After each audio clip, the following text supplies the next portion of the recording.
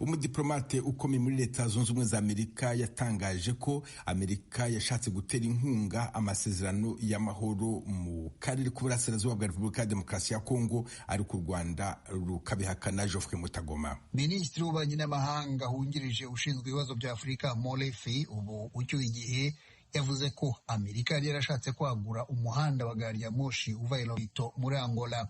Uyu mushinga Perezida Joe Biden yasuye mu kwezi gushize ugamije kwihutisha uburyo bwo gutwara amabuye y'agaciro aba mu majyepfo ya Repubulika ya Demokarasi ya Kongo, Zambia na Angola.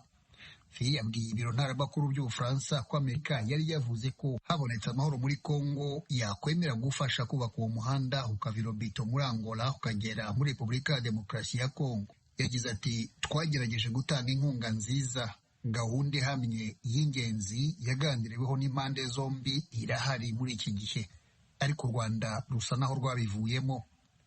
Inyeshyamba bivugwa ko zishyigikiwe n'u Rwanda zizwi ku izina rya M23 kuva mu mwaka wa 2021 zafashe ibice by'uburasirazuba bwa Repubulika ya Demokarasi ya Kongo, zikura mu byabo abantu babarirwa mu bihumbi, ndetse ziteza ikibazo gituma benshi bakenera ubutabazi bwihutirwa.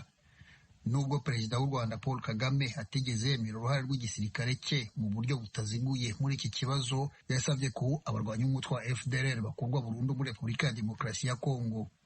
Uyu mutwe ugizwe ahanini n'abarwanyi b'abahutu washinzwe nyuma ya Jenoside yakorewe Abatutsi mu Rwanda mu mwaka w'1994.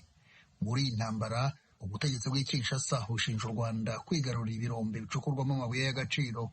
Minisitiri wungirije Fi yari mu ku butegetsi bwa Biden bagize uruhare muri ibi biganiro, ari kumwe n'ushinzwe ubutasi muri Amerika Avril Haines.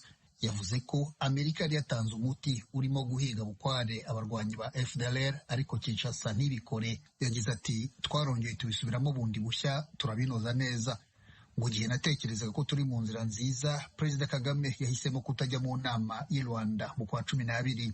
Mwabonye ko u Rwanda na M23 byigaruriye ibindi bice. Perezida Kagame yanenze bimwe mu bikorwa mu rwego rwo gushaka amahoro mu burasirazuba bwa Kongo, nk'inama y'u Rwanda muri Angola, badashakiye umuti nyawo imvano nyamukuru y'ibibazo biriho. Mu Burundi